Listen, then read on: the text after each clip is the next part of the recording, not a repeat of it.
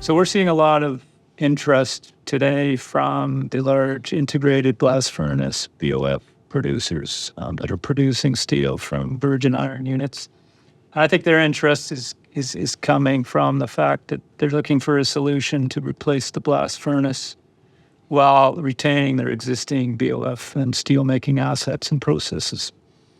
So I think the industry is seeing this combination of the well-proven shaft furnace technology that we talked about with Ian, with an electric smelting furnace as a very good application to replace the blast furnace. And the reason that it's an electric smelting furnace rather than an electric arc furnace is that this allows us to process these same raw materials that are being fed out of the blast furnace. So the real advantages of the electric smelting furnace are really around the raw materials, the flexibility in raw materials. It's well suited for lower grade iron ores. It's well suited for the internal oxides and reverts within the plant. So recycling streams within the plant can now be recycled into this vessel.